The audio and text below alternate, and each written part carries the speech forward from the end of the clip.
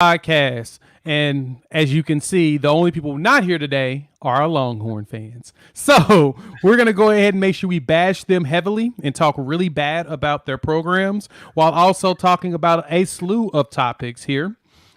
James, you were 100% wrong. We are definitely on before 7:05. But today's topics we're going to dive into Pac-12 media negotiations, Oklahoma's NIL bill, Kingsbury to USC, because we want to talk about big news, and in the spring games in the SEC. There's a lot of spring games coming up this weekend, and we want to dive into that. So while you're here, make sure you like, comment, subscribe, and share as we're growing this channel in preparation for the big SEC move. So, gentlemen, I'm going to let you go ahead and around the table and let everybody know where they can find you. Ty, lead the way. Yeah, you can find me at Around the Table Sports. Just constant college football content. You already know. Well, Horns Down Podcast. You already know where you can find me, Chris with a K, on Twitter. Check us out on YouTube, Spotify, Google Podcasts, Apple Podcasts, all that stuff. Like, subscribe to everybody's channel. I'll start this off by just saying that we don't really need Texas fans here. We're here to talk football today. A lot of the topics really concern OU. So what's the point? Okay, let's be real. Nobody wants to hear about Arch Manning being the backup. Okay. No. Pooh has Pai Mei as his profile picture. Uh-huh. He is good to stay here for as long as he would like. Oh, that's yes. Fine. Oh yeah. He's got Pai Mei. Pooh and frightening all the rest of the Longhorn crew. They can stay here, but they're just going to watch and be observers today. They're not going to be vocal. All right. So, and one last thing before we start. Okay, I want to get this out. Today was supposed to be the day that Nick and I had our debate about Drake Stoops and Jordan Whittington. Here we go. Obviously, you can see who's here and who showed up. That's all I have to say. We'll try and move that to Friday on my live stream. Right? We can still have that debate. We can just do it on my live stream. We really can. But yeah, that's I'm not even, you know what? I'm not gonna encourage this argument. We'll let y'all jump on that on ties, but let's dive right into the main events, shall we? And y'all, of course, y'all can find me, Jay, Unfair Sports, from the usual spots. And yeah, let's jump into the first one. This was interesting. So we're talking about the Pac-12 joining the OWN? Yes, let's talk about that. The Pac-12 is going to join Oprah's network, the OWN network. It feels like we don't know what the heck's happening. So the latest thing that came down the pipeline is that the Pac-12 is negotiating with the CW to host their games, and of course, y'all know the jokes was flowing. Hold on, the same network that shows Supernatural, the same Supergirl, Arrow, Vampire Diaries, Smallville. Right before Smallville comes on, you're going to have Pac-12 After Dark. Frightening. It's not responsible for me to run anything, so absolutely not. No, I don't need to run anything. I'm a conscientious observer. As you can tell, Frightening, I am the host now that Nick isn't here today. So I'm going to try to, reel this in so we can have a concise show that will definitely spend the entire hour going back and forth. So Ty, talk to me. What was your first thoughts when you heard this news?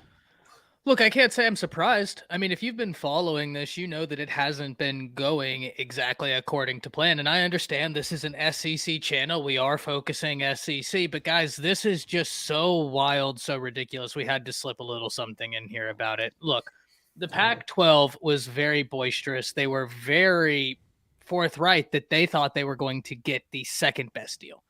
Right. They thought that the Big Ten paved the way for them to get a mega deal.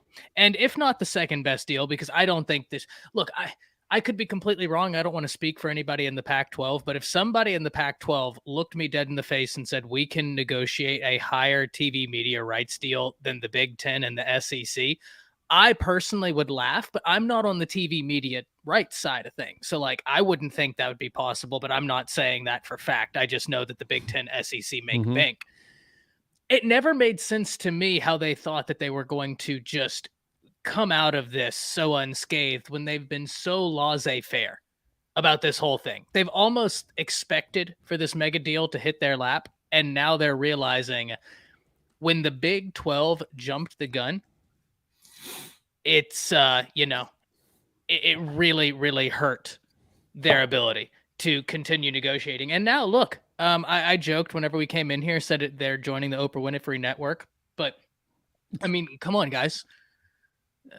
This is wild. And both of you will know from talks we've had off screen, I myself love Pac-12 football. And I get it, it's not popular. I love watching Pac-12 football.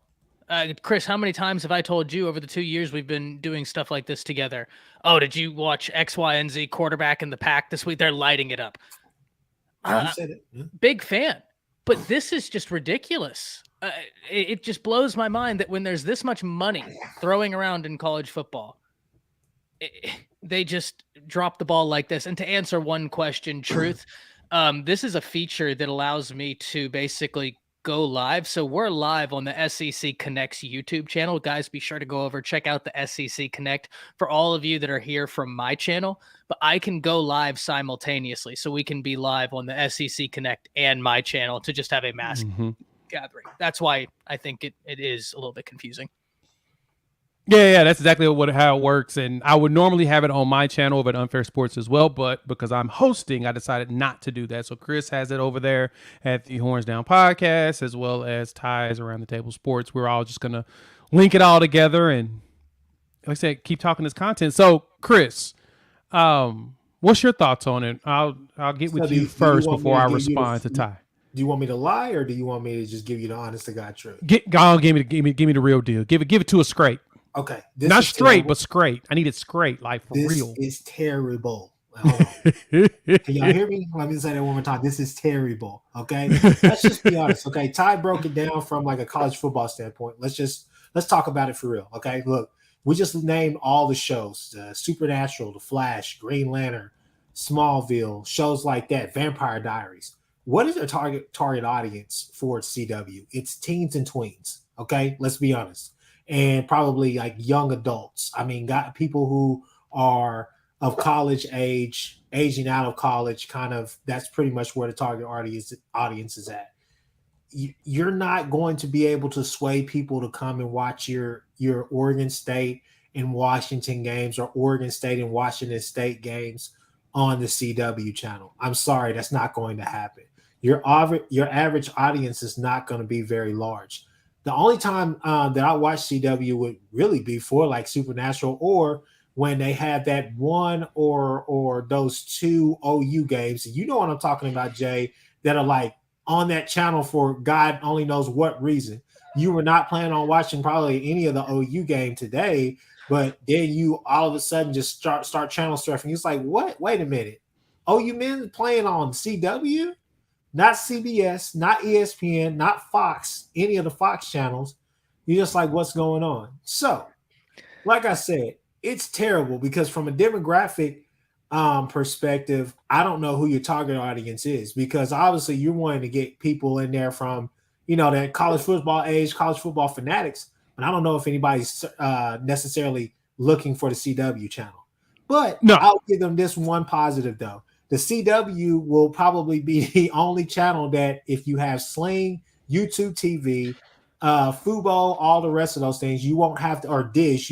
That's a great point, actually. Yeah, you won't have to deal with, I'm losing that channel, at least momentarily, until they get the contracts right. So that's the only positive of it, and the only upside. What's this new episode of All-American? Yeah. It's pretty bad. So... Yeah, that is a very good point, Chris. I didn't even think of that. I didn't think of it either. That the one station, they're going to be the only ones that's not going to be in contract disputes, at least for the next couple of years, which is fascinating. People won't have to worry about like whether they have that channel. Yeah, right. Yeah, they're going to be available all the time. Channel. Oh yeah, it's a channel that you have no choice but to have. Now the question I ask is does that change once they actually get a sports, media rights deal, because at that point they need to start selling that inventory. And I think that's usually where your negotiations get a little squirrely, is because these networks are trying to recoup the money that they're spending with these leagues because of them now getting media rights. I think it's fascinating that the CW even wants to get into sports now. I'm surprised NBC hasn't even tried to get at least a cheap deal out of them, being that they only have Notre Dame. NBC has really, for the most part, lost all theirs besides hockey right now. Like NBC has like tennis, the Olympics, different things like that. They got all the big worldwide sports. Yeah. Totally get that. But we're talking about an opportunity to do college football as well. But Jay, what about TBS? Go ahead, Jay. That's a good question, Ty. Well, TBS, TBS and TNT are heavy NBA, but they don't really do anything on the weekends. Well, they haven't done college football since 2006. That's a fair point. They do. Yeah, that is a good point. That is a good point. But I'll say this right here, because the last time I remember watching a TBS game, I was with my uncle and we were watching. Who was it? Was it Vince Young leading Texas back over Oklahoma State? Yeah. Because it's like they would always go down by like 20 and then end up winning the game. So it's the last time I've seen that. But they're so hockey, and now they have wrestling. Turner Sports is back to having wrestling back on the show, and then also wrestling. Yeah, the wrestling. Excuse me, I'm saying it wrong. you know. But they have wrestling on the show now. I mean, on the thing, and then obviously they have they're showing the NBA games and the playoffs and all the rest of that stuff. So I mean, they have a lot of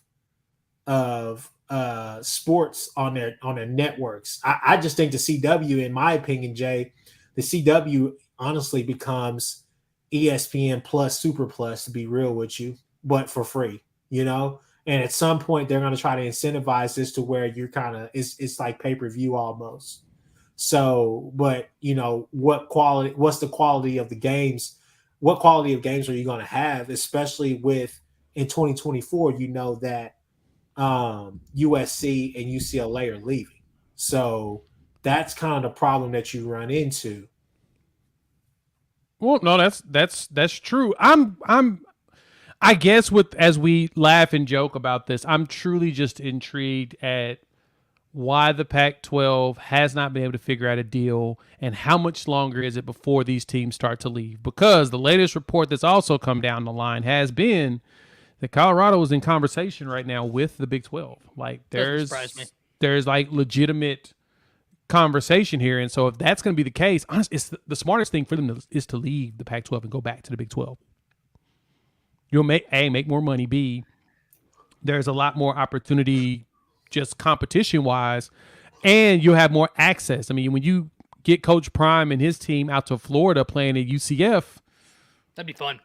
Yeah, he's going to be recruiting Florida, and it'd be a great game. But then at the same time, the curiosity question is how long is he going to be there? But no, at this point, man. I mean, I just wondered. I mean, well, why are we limiting ourselves to the CW? Why not the Learning Channel at this point, TLC? Right after Honey Boo Boo comes on, all of a sudden we can have USC versus UCLA. I mean, why limit ourselves here? That's fair. That's a good one. That's a pretty good one. Or you can do the Discovery Channel. We can go watch Planet Earth and then watch Planet Stanford versus Cal. You already know Big Ed looks like a miniature offensive lineman. Why don't you just right after the Big Ed show, you just put on some college football? It's a perfect segue. Couldn't have even said it better myself. So essentially, now remind me. I mean, correct me if I'm wrong. Is there not a thing? Is there not a Pac-12 network? I mean, it exists for now. In theory. I mean, let's be real. The Big 12 didn't necessarily have like a Big 12 network, but now you have ESPN Plus, which is pretty much, you can say, they have their own branch of ESPN Plus, which could be a Big 12 network. Obviously you had Longhorn Network that should have died a long time ago. OU had their pay-per-views that, I'll say this, that should have died. I'm glad that died. But at the same time, like, they have it. The Big 12 have it. The ACC has their ACC network, and they have ACC network plus X or whatever the hell it is. Then obviously the SEC network is SEC great. network, Big Ten Well, network, as you terrible gotta as the Big Ten remember network the is. SEC and the ACC networks are owned by ESPN. That's why they look so good. Yeah, Pac-12 does have their own. They have their own? Yeah, they do. The Pac-12 network is real. It's just not available everywhere, but No, it's theirs. that's what I'm saying. It's owned by them. Yeah. Well, boys, we can talk about the Pac-12 joining the Oprah Winfrey Network all evening, but we've got a lot of SEC news to talk about. And luckily, the SEC is not joining the Oprah Winfrey Network. They will be playing on ESPN prime time, week in, week out, and especially when Frightening's team joins, when Drew's team joins, and both of yours teams join. But Jay, I think this is a perfect time, talking about money and talking about the SEC. Oklahoma passed some legislation. It's going to be big, right? I mean, this is going to be something that, look, we need to be very honest here. NIL is in its infancy, and we've already seen how major these Texas collectives have been in terms of other states looking at these Texas collectives and saying, that's what we need to do. What they did, this is what we need to base ourselves off of. So anything that pushes the needle in NIL, I'm here for, because it's a massive conversation we need to have. So Agreed. Talk to me about Oklahoma's NIL bill, because I don't know a whole lot about it. Chris, I'm sure you know a whole lot about it. Jay, you told us you were looking into it. I kind of wanted to be filled in at this point about this bill and hear what y'all are talking about. So, Chris, did you get a chance to check it out at all? I haven't checked it. I haven't checked the new one out, so it's been my first impression.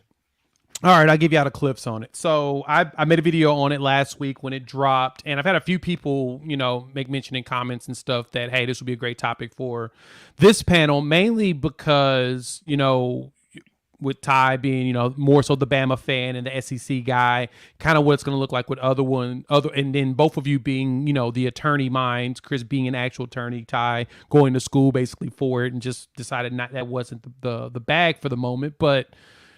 So this is kind of where it's going. First off, this legislation has been passed by the House of Representatives. It's headed over to the Senate. And it's expected to hit the desk of Governor Stint, and it's going to go through. What it does is a couple of things, a couple of key things. First off, one key component is this. The bill is going to allow for the schools to be involved in these NIL deals, as in they can help barter these deals. They can help bring them to fruition. They can help the connections. And because of it, it's going to require anything that these schools are involved with. It'll require the athletes to take like contracting classes as well as like financial literacy classes, things that we think is a good thing to have in general. But it's going to make it to where the schools can be involved. It'll allow the schools to say that they can use their branding or not. It will allow them to decide if timing of these NIL activities, if they conflict with any type of football related or program related activities, they won't allow it. So the schools get a little bit of power and control when it comes to the oversight of it. But the second thing that really jumps out and really makes this a big deal to me is it shields every school in Oklahoma from any sanctions from the NCAA around NIL. As in, if the NCAA has a complaint they want to say, this Oklahoma bill basically says we ignore them. NCAA has no jurisdiction here when it comes to NIL in this state. And they're passing it specifically because of what happened in Texas and in California. And I'm going to just say it now. This is pay for play. This is exactly what this is. This is ushering that in easily, because if the NCAA can't sanction you for NIL related stuff and it gives the collectives free reign to do their thing, what else is it? I mean, what else can you say it is? Now, I ask this question is, do you think that this gives Oklahoma level playing field with everyone else, or even some sort of an advantage compared to the way that the laws are written in other states? So I'll pass to the panel. Ty? Chris, I'll have you go first. Chris, go ahead. Lead the way, attorney. Okay, so first off, you said it allows schools to be involved, be required to take financial classes or whatnot. The latter of what I said is actually the plus side of that. That's great. But what I wrote in I want to say in quotations, who cares? Because that's pretty much what's happening now. The players that need to be taught financial literacy or whatnot, they're being taught that because obviously they're sought out by these high level agents.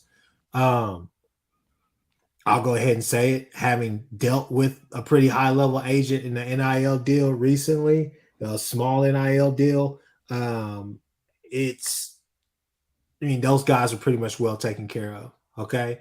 I think the financial classes, having the schools involved or whatnot, that could be good. But at the end of the day, the coaches, that's what the coaches are there for. The coaches are already telling these kids, hey, yeah, no, that's great that you have a autograph signing in Chicago, but no, it's spring practice. If you miss a practice, like what are we talking about? You know, Ty Saban's not going to let Milroe and Simpson, and especially with this important quarterback battle going on right now in the spring, he's not going to let one of them just miss it for some old thing. Now it's cool if it's a local autograph signing, or if it's something like, I guess, in Birmingham or whatever, something that could take like a small flight to and be right back, you know.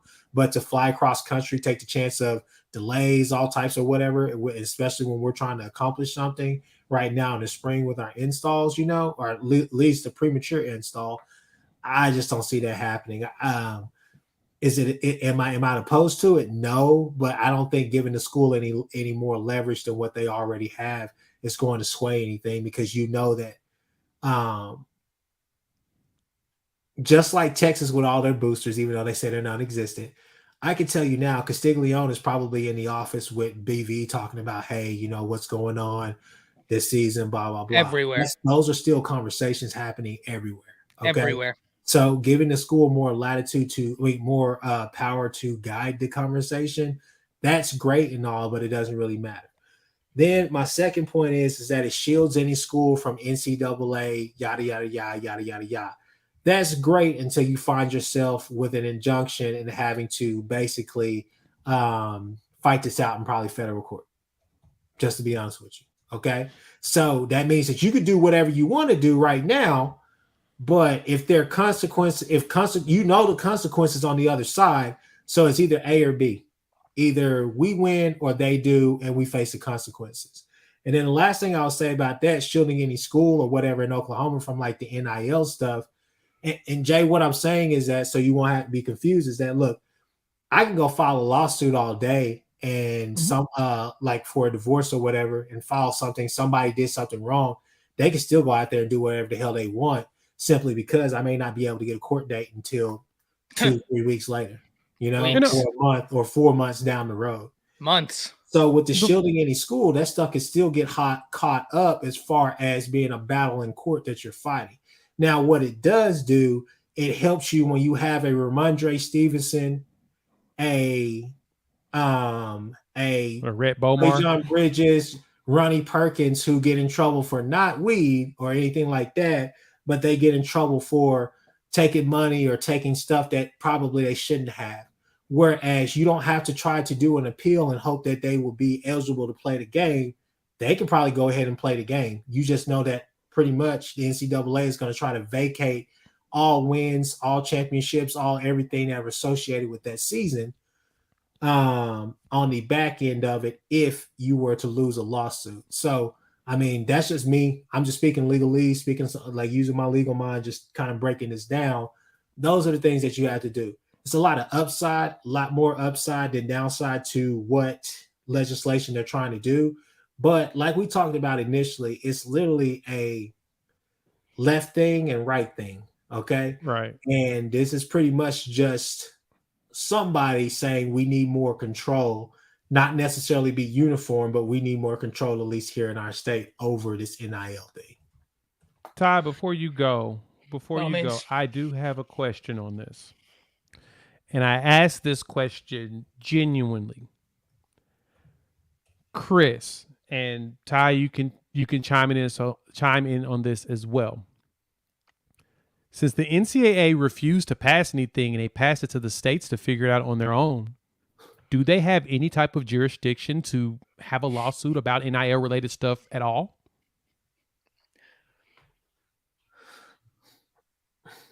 Ask that one more And time. Ask that one more time. Can I? Because I get the. So I think once I answer, Chris, you're gonna get like from my yes and no. Look, naturally, the NCAA has standing because we're still talking about something under the umbrella of the NCAA, collegiate sports sanctioned by the NCAA. However, the NCAA, by extension of saying, okay, we're washing our hands of this and we're handing this to the states, they have put themselves in such a bad position. This is my point. This has been the point I've been making since we've started talking about NIL. It's why I continually, and I know people who have listened to my channel, if you could, Jay, could you go find Treasure's last comment? Because he has 2 comments that are great. But every time we talk about this, I bring up NCAA versus Alston because that case in and of itself and the events that happened after that have proved that the NCAA, whether it's they're in over their head, whether it's they're just negligent, or I don't know what it is, they refuse to actually step up to the plate with NIL. Now, I have my theories on this. Chris, I'm interested in hearing what you think, because my theory is they won't pass anything hard on NIL because they think they'll get sued. They won't. The NCAA, right? Yes, they won't pass anything that says all 50 states have to do this because they're going to get sued. They're going to end up back in front of the Superior Court, and they are going to get battered around. That's my theory. Well, no, that is the thing. The NCAA doesn't want to fight 50 states with different regulations or whatnot. That they have, the NCAA may be $1 billion industry, but this is not one of those typical insurance, like defense insurance, like cases where I'm going the po' boy, poor country boy is going up against the insurance insurance defense firm, where they have all the money to just wait and continue every case and wait you out until you finally settle for probably a low ball offer for them to go away.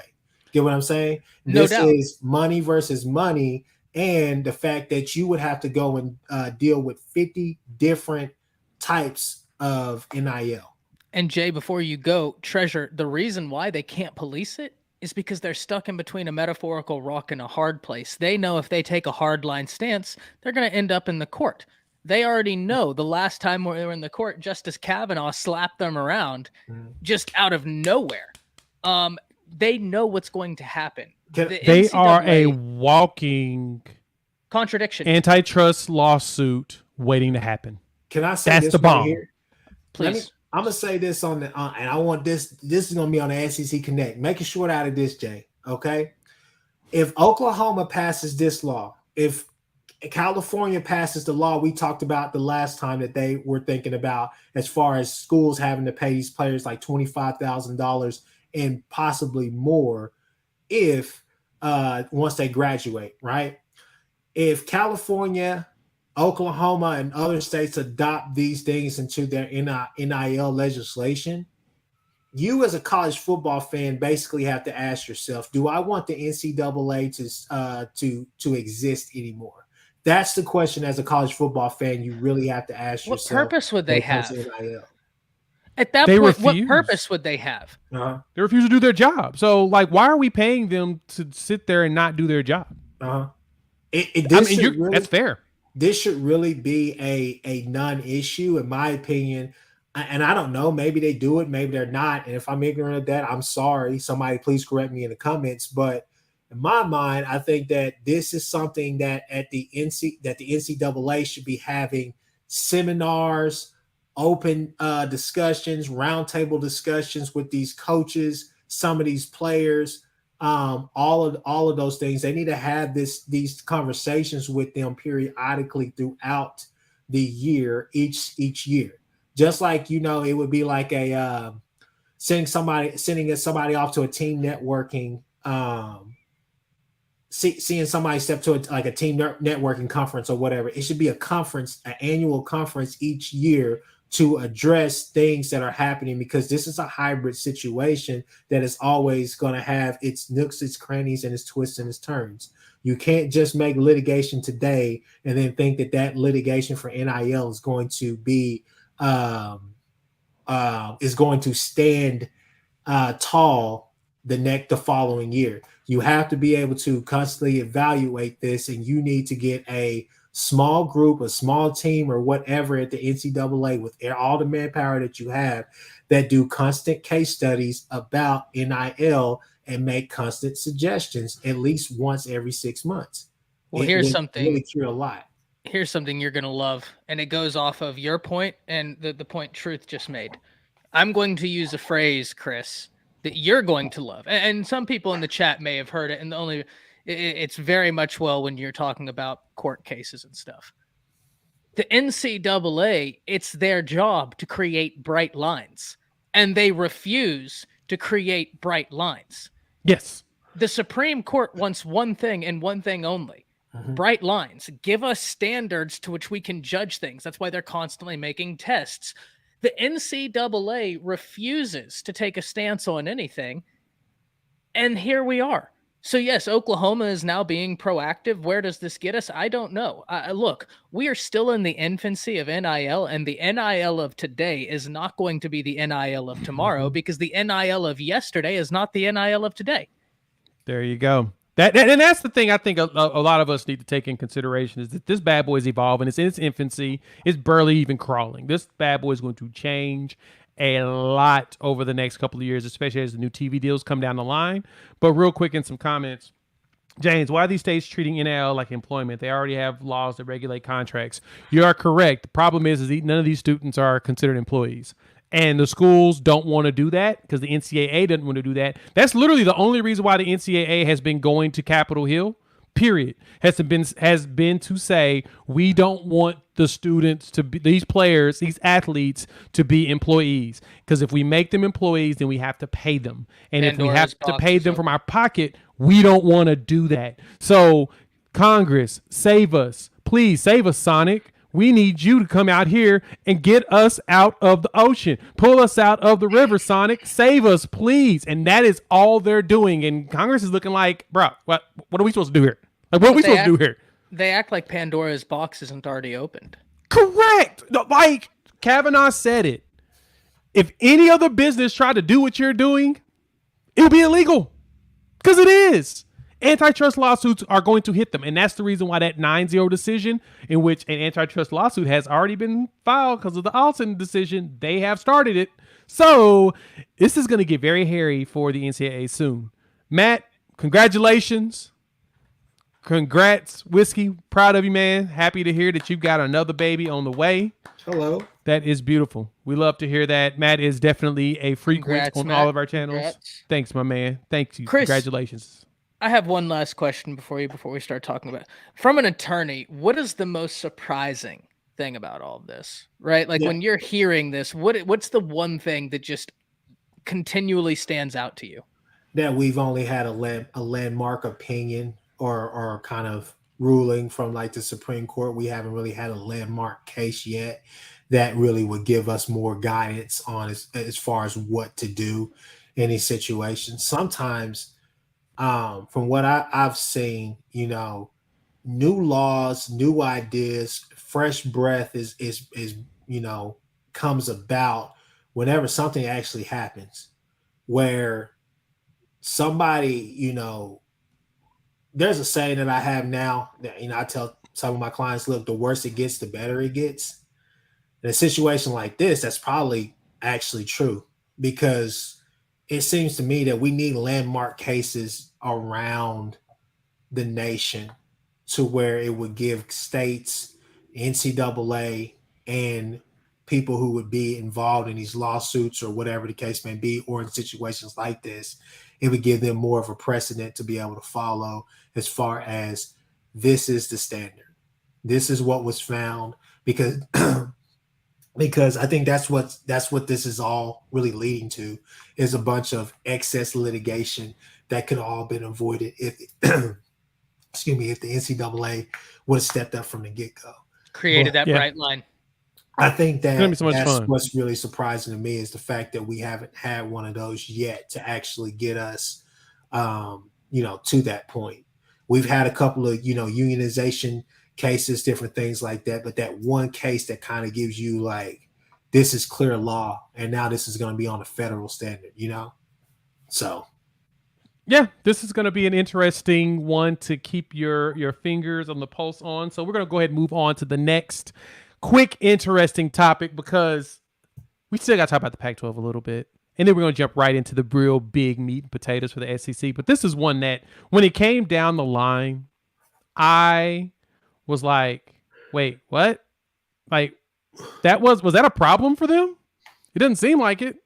It's Cliff Kingsbury going to USC. He's now an offensive analyst at the school. So 5 years. It took 5 years for USC to finally get their man, and they got him. They finally got the guy that they've been gunning for to be on the offensive side, and now he's an offensive analyst. So, Ty, I know you dropped a video on this. I never got a chance to really make one besides just an update and just interesting one. I have one question. Do you think Kingsbury is brought in to take over this team once Riley follows Caleb Williams to the NFL? And do you think Lincoln Riley wants to go to the Big Ten? I don't. Possibly. I mean, look, there's a few theories I have about this. One, I have to wonder, like, if he's still being paid by the Cardinals, does he have like a clause in his contract that means he has to be trying to find employment? And at that point, he just found employment at $30,000 a year as an analyst, where he gets to pretty much kick his feet back and chill and still reap the benefits of millions of dollars a year. Yes. Now, granted, that's a very short term thing. Look, everybody has the correct reaction to this, right? USC's issue is not their offense. However, I think, as always, when we're talking analysis, you have to first look at what we're talking about in a vacuum and then go from there. And the reason I bring that up is because we have two separate points. One, is this a good move? I think anytime you can get a former head coach to come onto your staff as an analyst, yeah, you probably don't argue too much about this. Now, the question is, does this move the needle for USC? I don't know how it could, because like I said in my video, I'm very interested to see what changes will happen in the offense, what intricacies are added, or even if we'll be able to notice the intricacies. But the thing is they did make a move on their defense. They brought in defensive analyst Greg Powers, who's had a lot of time coaching cornerbacks in places like Auburn, Alabama, Missouri, Louisville. It's experience in the NFL as well. But no, let's get one thing straight here. This isn't going to be a move that just like takes them over the top. Even though I'm of the mindset, if you have a former head coach that wants to join your staff as an analyst, you probably don't say no. But offense was never the issue. So yeah, I mean it is what it is. It's interesting, but I don't, when something's interesting but not necessarily like compelling. Yeah, I find that to be this. It's interesting. I'm interested. I'm curious. I'm not compelled that this is like a move the needle move. I was waiting for him to say it.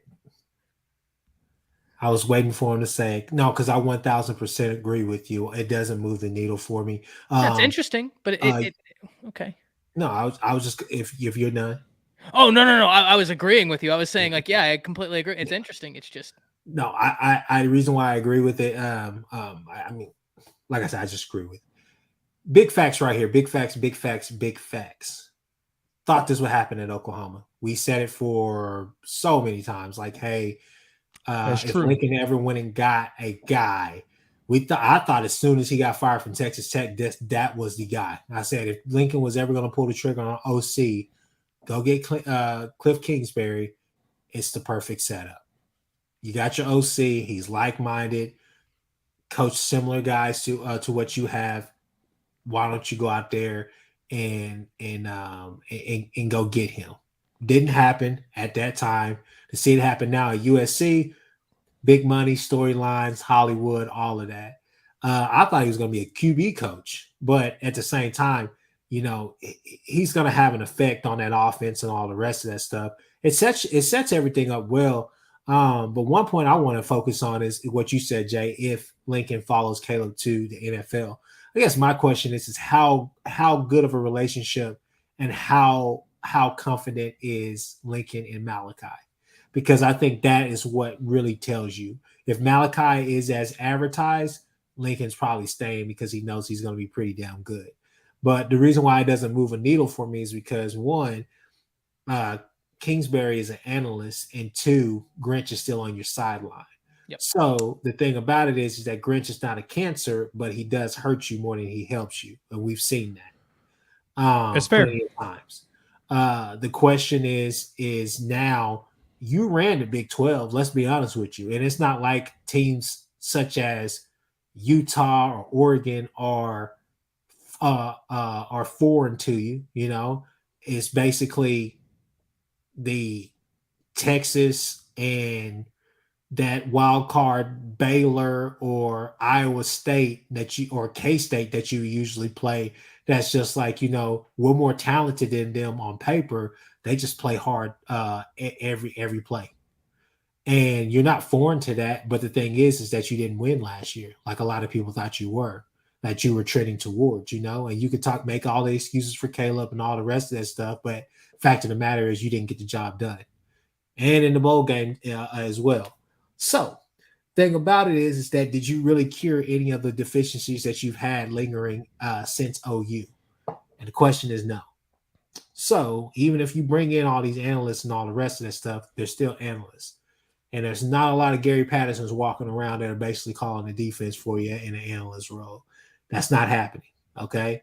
So, like I said, like Ty said, he did hit it right on the head. It doesn't really move the needle. But it's a great story, though, and it's going to be a great storyline throughout the year. If I could answer one thing, Matt asked, how is it interesting? Interesting and a bad idea? I don't look, once again, I think if you have an opportunity to get a head coach on your staff as an analyst, cool. I think that's always interesting. When I say it's interesting, I'm literally looking at this from a schematics perspective. You have USC that's one of the top offenses in the nation. What is he going to add to take them over the top? Right? Like, what wrinkles could he add that would really be of benefit to this offense that was already so good? That's what I'm curious about. That's why I say it's interesting, but it certainly doesn't move the needle because your issue is still there. I mean, yeah, I'm intrigued in a similar capacity that he brought in another mind that's like his, but Lincoln operates offensively so much better when he's doing all of it. He just needs to bring himself a defensive guy. And, we can talk about that another day. But let's move on to why we're here. Guys, do y'all know that Miami has a spring game on Friday? They've been relegated to a Friday spring game. I mean, it is Miami, and the weather is getting beautiful out there. Not only did they lose to a 4-letter acronym team this year, they're having their spring game at the same time as a 4-letter acronym team in UTSA. Let's talk about spring games, as Ty has introduced us here. That's shameful. So, a lot of spring games are happening this weekend and next weekend, but there's a lot of high-profile ones. So, On3 put up a graphic, send it to this group. I'm going to go ahead and share it to my screen so that we can talk about the most intriguing ones, and then we're going to look at the actual schedule for for actual coming up this weekend. But these are the intriguing ones. Here's your top 10. It's considered by On3. You've got Texas, you've got Penn State, Texas A&M, Clemson, USC, Georgia, Ohio State, Ole Miss, Arizona, and Tennessee. So we've got a lot of spring games happening right now. So Ty, we'll let you lead us off. Yeah, how do you feel about these? What jumps out to you? First off, I'm super interested in the Texas spring game because I was really, really, really hoping Nino or Steven would be here. I have a little bit of a take, and I'm going to completely save it until Friday. Oh, Ty, don't tease me like that, bro. Go ahead. Well, I think that their best wide receiver could be someone brand new. Oh, okay. Never mind. Go Yeah, ahead. so it's nothing like major. It's just something I want to talk with some Texas people about, kind of gauge where they're at. But no, there's a lot of Texas I'm interested in. What's the running back position going to look like? A lot of talent in that room. A lot of talent. There is no question there. But you're losing two guys. You're not just losing one guy. And the one thing we need to understand with the running back room is pass protection. Now, granted, they have some people that have been there a while, which can give them an increased understanding. It's not like they're having to throw a true freshman in there. Brooks has been there a while. He's been active. Robinson has been there a while. He's not the biggest guy, but he's cognizant in pass protection. They're both hurt. What's up? Ty, I'm gonna ask you, and I'm gonna ask Frightening. If you're switching a wide receiver to running back, it just I don't know. It just makes me feel kind of weird. I don't know about the whole situation. I don't know. Like, I mean, y'all are switching a DB to wide receiver. look, all I'm saying is this right here, Ty. It just makes me the difference. That's my only gripe. That's my only gripe. No, look, listen, I think there's a conversation to be had there, but I don't necessarily know. Maybe it's just because I saw Jonathan Brooks play in the state game. He was a beast. He is a beast. I'm so excited about him. Texas A&M, I think, has a case to be number one, and I don't mean that as a shot for Texas. It's just what could have gone wrong for Texas A&M last year went wrong for Texas A&M last year. Yep. Coming off of a year where they recruited the best class ever in modern era of ranking. So I think Texas A&M could easily be number one. Weigman, I mean, I'm excited for him. I think he's very talented. How do you replace Anaya Smith? One, they have Evan Stewart, super talented, but really, how do you replace A-Chain? Guys, I've said this before. I think A-Chain was easily one of the most underrated and undervalued players, not only in the SEC, but in the entirety of college football. He took that offense. Wherever they went, he took them there. That guy was unbelievable, and I'm so excited to see his future. Look, we have Georgia. How could you not be interested in the back-to-back national champions having some things to figure out? Quarterback, but they have some people there. Interesting to see.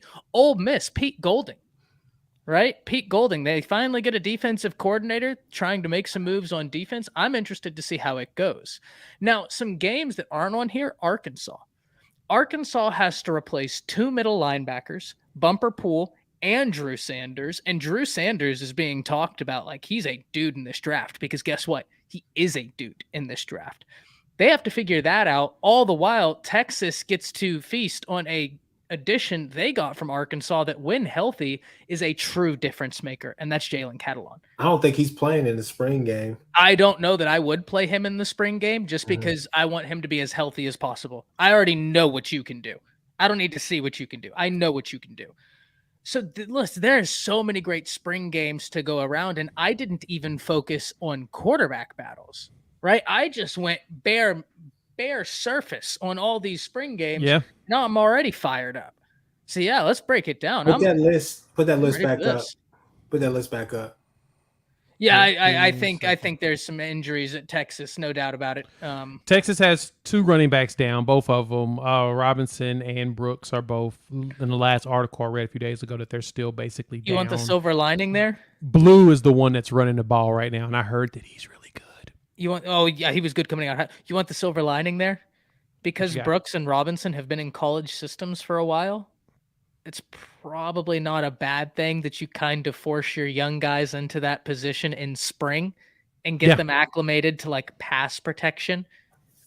It's not the worst thing that's ever happened, but you want them there. You want them there. Don't get me wrong. Right. Real quick, Matt, OU's not playing this weekend. Spring games next weekend. This is all this weekend's games. That's the reason why you're not seeing Oklahoma on the list. And we'll talk about Oklahoma next week as we prepare on there. So that's the reason why. Honestly, for me, what's jumped out, and I'm gonna pass this to Chris in a second. Really, the only one on here that really does have my attention it is Texas too. I want to see who they put at quarterback. That's it. You think there's gonna be a quarterback controversy at Texas? This graphic tells me it is, and the rumbling supposedly is, and I think it's stupid. I personally do. Give me the quarterback that's been in college for 2 years. I think it's going to be Quinn. Three. Excuse me. Two. It's only been two. This is his third season. Hey, This is his look, third. man. Look, But yeah, Jay. I'm gonna go ahead and end this, man. Quinn Ewers is gonna start, man. They're just drawing storylines or whatever. Sark doesn't see. Well, he has the backbone to tell people to get off to keep their hands off of him, but obviously he can't decide on the quarterback. But that's neither here nor there. Interesting spring game. Honestly, I'm gonna go with Ohio State. Not because I think there's a quarterback battle. I just want to see is McCord staying sharp. This is SEC Connect. I know. I'm just saying. Ohio State with Kyle McCord. I thought Kyle McCord when C.J. Stroud was out. I thought Kyle McCord came in and played good. I agreed. felt in my soul that Jack Miller was going to have to transfer, not because of the off the field incident or anything like that. But I was like, man, look, C.J. Stroud is obviously your clear number one, but Kyle McCord is coming. He's a clear number two, and he was a true freshman when they played again. I know it was Toledo, things like that, but man, he was humming in the spring game and all of that. He looked sharp. When I look at the spring game, when I watch the quarterbacks, I'm not looking for touchdowns, all the rest of it. I'm watching, hey, are you working the field? Are you moving in the pocket? Are you keeping plays alive? How are you a game manager or are you a gamer? And so when I watch Kyle McCord, I'm like, look, that guy right there is going to be in a Heisman conversation, in my opinion. I don't think Ohio State misses a beat. I think that I believe wasn't him and Marvin Harrison Jr. weren't they teammates in high school? Actually, don't know about that. Yeah, I think so. Yeah. He's not going to miss a beat with that wide receiving core with Emeka and Harrison Jr. He's going to be just fine. I think really the real key is, excuse me, can Fleming ever turn it on? Can he ever be that true number one wide receiver from, he was the number one ranked wide receiver coming out of high school. You're just waiting for him to kind of hit that ceiling and at least touch on it, because they need a solid third weapon, to be honest with you. But they haven't. I mean, obviously, it's Ohio State. They have wide receivers, so I'm not going to be worried about that. They have hardline. They're fine. Yeah. I would also go Texas A&M and Clemson. Obviously, you want to see what Clemson. Clemson is going to be Clemson with the defense. But obviously, you want to see is Klubnik going to still be able to keep it humming, and what do they have behind him just in case he actually gets injured or anything like that. So go ahead. Well, if I could, I want to answer this right here from Truth, and then I have to actually hop off, guys. So if you're watching this from Around the Table Sports, be sure to go over to the SEC Connect so you can continue watching everything over there. Go ahead and do that right now. That way you can hear me do this and not miss a beat. But frightening, I think it's because he got to see a team like Alabama up close and personally. So he knows what a program trending in a right direction looks like. And I think when he got to Texas, look, Texas recruited well, but we always talked about it. What didn't they recruit? They recruited skill positions phenomenally, but they just didn't recruit with any sort of cohesiveness. And now that they have done that, he's looking at it. He's like, man, I got some big nasties up front. I got some linebackers I like. I got some blue chip DBs I like. I got some 5-star wide receivers, a 5-star quarterback. I'm looking around and we look like a football team that can start to get some things going. But it's for that exact reason why I think there's so much pressure on Texas this year, because Sark has been recruiting well. And I know before I get out of here, people are going to say they always recruit well. You're not wrong. They've recruited different in a manner that will lead to long-term success. The building blocks are there now. This year is big for the Texas Longhorns. And I do disagree, guys. I don't think there's any quarterback battle whatsoever. I think it's Quinn's job. I think it's his to lose as well. Yeah, I do agree with the statement. Here, and then I'm going to head out. All right, Ty. Appreciate you pulling up, my man. Yeah, let me find this link if my internet wants to. Here we go. Mine's been acting a little weird the last couple minutes too, but me personally, I don't think there's a controversy, but based upon that statement that you asked about frightening, yeah, I agree with Ty. I think he sees now and he feels like this team is built similar to what he was dealing with at Alabama. In long term, I think that he's excited about that. So, Chris, before we wrap things up, man. I wasn't finished, man. let me get You still to got it. some more? You still got some more? I wanted to go to Texas A&M and talk about, are we going to see an actual quarterback flourish in this game and look good in this game, or are we going to see a battle of bums again?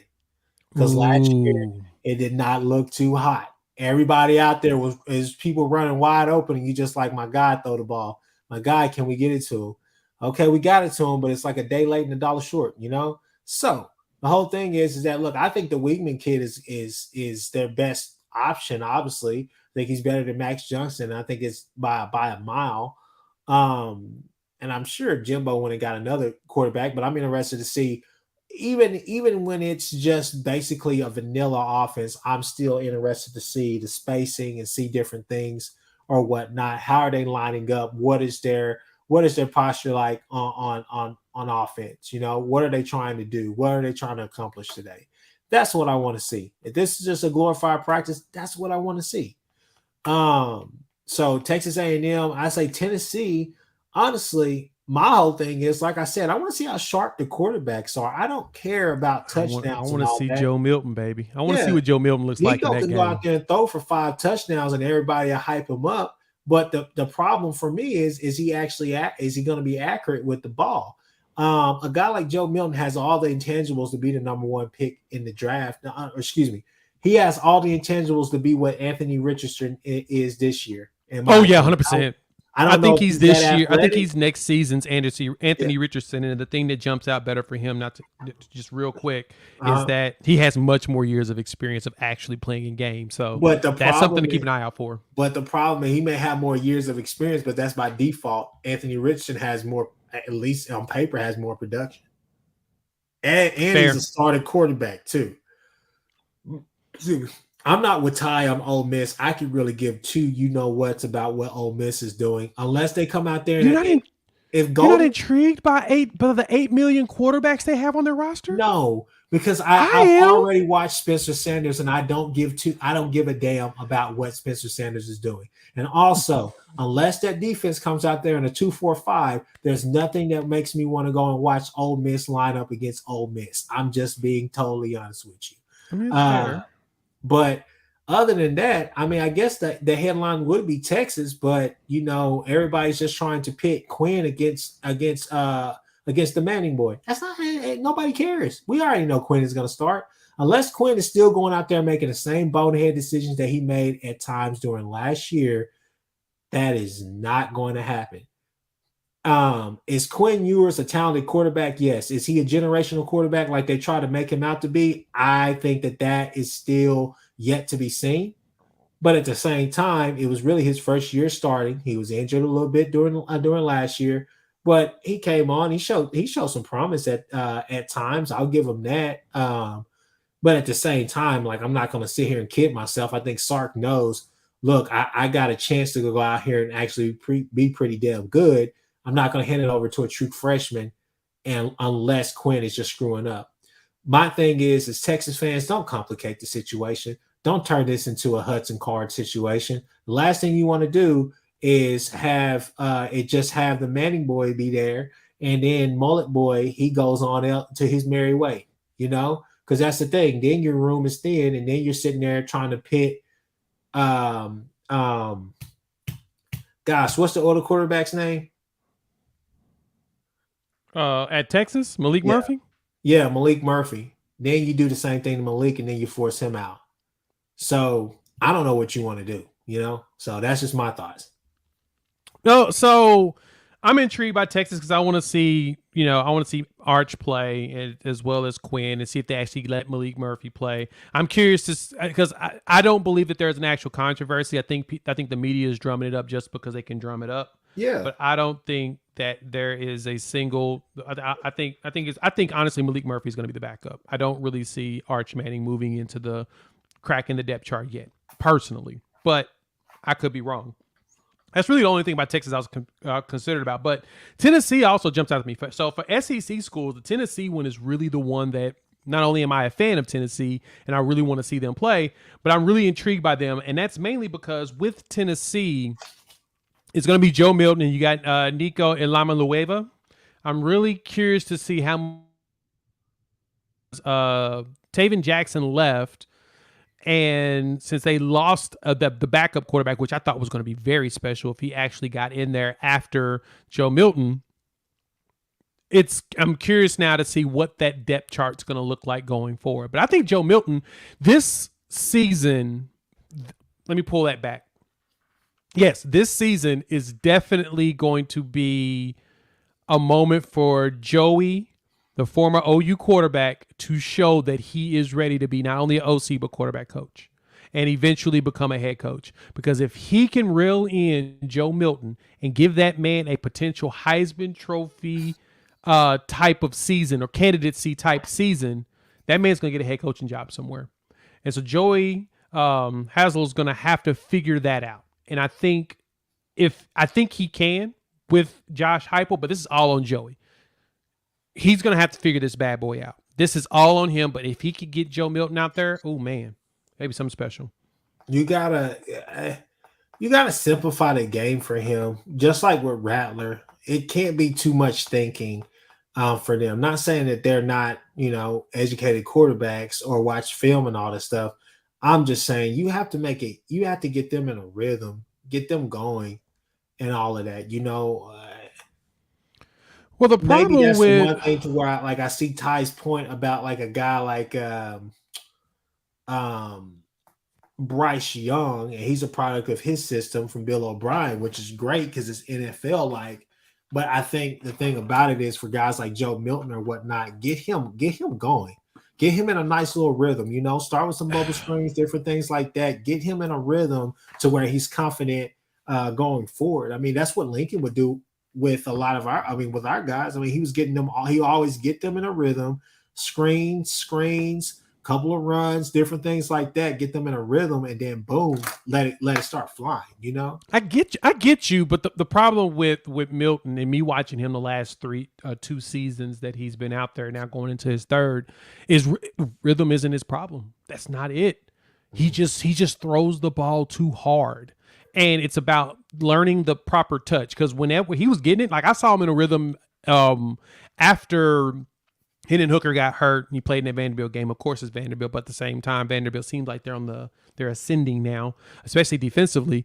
He was in a rhythm, but still throwing the ball too hard in some capacities. And it's just because that's the rocket that man has. And like you mentioned earlier, he's probably going to be the Anthony Richardson of the draft next year because he has the big physical tools. Dude's built about the size of Cam Newton, throws as hard, and a beautiful spiral like Cam. He just doesn't have the accuracy, the touch yet. Wow. And that's where Joey Halsley's going to have to figure out how to get him just lighten up the passes and get the perfect touch in the perfect spots. And if he can get that, Tennessee's going to be dangerous because the dude has everything. He's hard to tackle because he's huge. He can see over the line. He throws a beautiful deep ball. If he can get him that touch, my God, they're going to be dangerous. So, all right, we're going to wrap this bad boy up. Chris, you got anything else you want to jump on when it comes to some of these spring games? No, man, I'm excited to see some football this weekend. I'll definitely try to tune into the USC game and watch more of what I've seen at Oklahoma. I watched that spring game and I just thought to myself, like, oh, I know that. Yeah, that's going to here. Yeah, that's going here. Oh, yeah. Nice play, Lincoln. I was like, we've seen these plays all before. I was like, oh, you ran that against OSU. You know you did. Stop playing. That was Mikey Henderson's play. What are we doing? But yeah, that's funny. Other than that, one thing I will say that comes out of that the USC game, what happens with Miller Moss? The backup quarterback last year. Hey, I'm trying to tell you guys, if you guys don't know, that kid was a high 4-star coming out of high school. Why he hasn't left USC, I have no idea. That kid is talented. The same throws Caleb was making, I was like, if Caleb get hurt, I was like, that kid gonna come out there and still ball out. He's not a Tanner Mordecai. That kid is a gamer. I think that he could flourish in another system, but that's just my opinion. But you're right, and they'll be on the Pac-12 network playing at noon. So if anybody wants to watch USC do theirs, you can watch them this weekend. They're one of the many this weekend. Florida's doing theirs on a Thursday night. Ain't nobody watching this. I mean, ain't nobody watching it.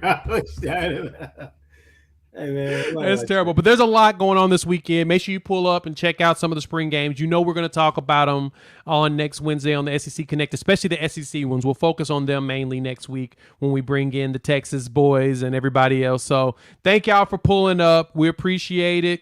You know where to find Chris, Horns Down Podcast.